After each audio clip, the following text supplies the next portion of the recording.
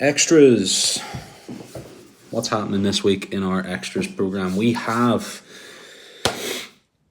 week 5. This is our testing week. Okay, so we've got a bunch of movements that we've been working on across the past 5 weeks, and I want to give us a bit of a baseline, give us a check-in and see how those movements are progressing. Now, there's some of these that aren't necessarily going to be tests. There's some things that don't necessarily need tested all the time. I like testing different things over like a 10-week period. So our blocks are usually like 5 weeks at a time. But a nice time to test can be around week 10. Sometimes what I'll do is I'll extend a movement across 2 blocks just to give us a bit more time to work on that, or I'll maybe just I'll use just the 5 weeks to work on a particular movement. It's a nice way to block things off and give us the time and give them a movement the respect it deserves if we want to spend more time on it. So we have been working on, as always, our Hyrox specific session is in there for the Hyrox fans among us. If you have something that you're prepping for, a race or an event that you're prepping for, it's a good way to get it in. We've got an engine piece there on Monday, and this is actually testing the first half of a full Hyrox, pro standard weights and everything. So that's going to test the run ski erg, run sled push, run sled pull, and run burpee broad jump. So get that done if you want to test that.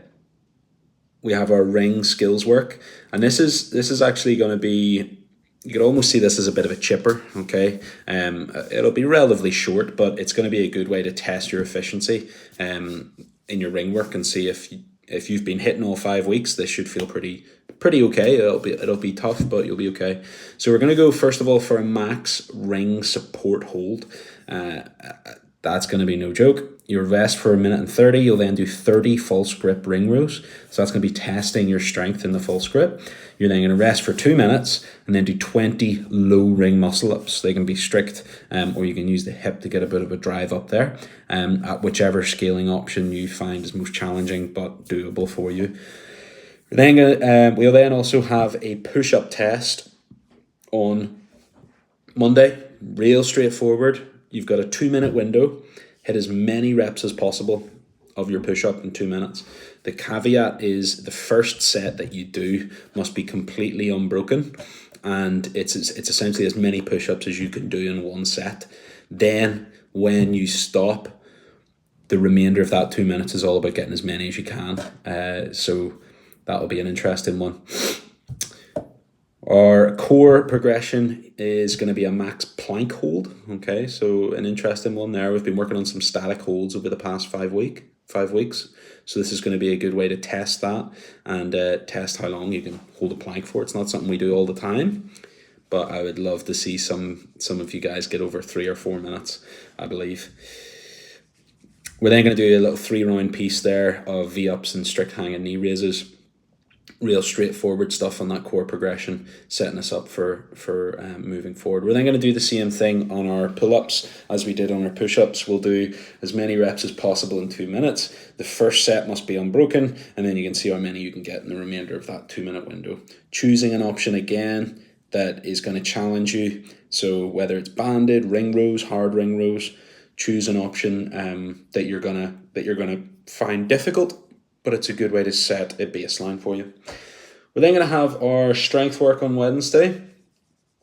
That'll be our deadlift progression, and we're going to do one deadlift every 45 seconds for 12 minutes, and that's going to be at your 3-rep max loading that we tested in week 1.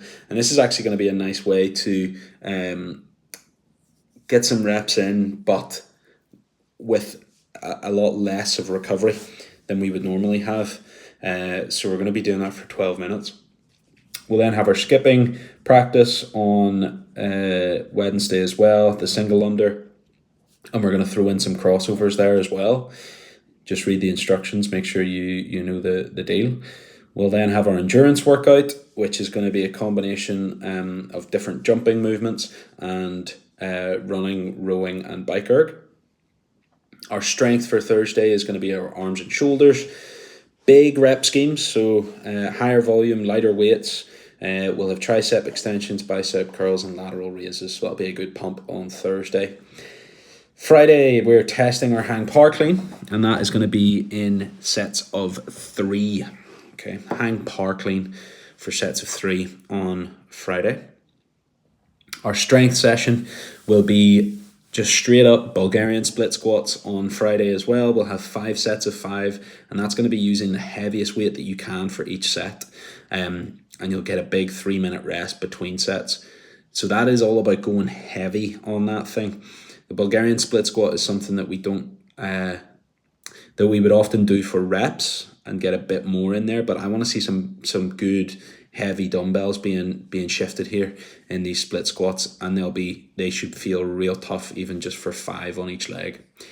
Our skills is going to be similar for our double unders as we did on our single unders on Wednesday, where we're going to be doing 6 rounds of 40 double unders. Actually, might change that. I think I'm going to go more. And this is all about speed, changing your speed of your double unders. So again, that's going to cause you to focus a little bit more on your rope speed and your jump height, and practice that. And don't worry about skipping, or not skipping. Don't worry about tripping. It's all part of the process with double unders and learning and building more coordination. We've then got a lovely 1K ski test on Saturday as well. Just snuck that in there for good measure. And then our run work is going to be something slightly different. We're actually going to be doing some shuttle runs on Sunday. Now, obviously, as I always say, you can do any of these progressions at any time throughout the week. It doesn't have to be on the day that it's shown here on the calendar. But so, for example, like me, I don't train usually on Sundays, so I'll maybe shift a running session to another part of the week, or pick and choose the progressions I want to test this week. But that'll be an interesting one, and it's going to be shuttle runs, death by shuttle runs. You're going to do 1 shuttle run in the first minute, 2 in the second, 3 in the third, so on and so forth. It'll feel easy to begin with. You could what I will say though is, with the shuttle runs, run. It's a shuttle run. For the first 1, 2, 3, 4, maybe 5, you technically could walk them, but it's a shuttle run, not a walk. So don't try and beat the game, so to speak, because it doesn't really matter.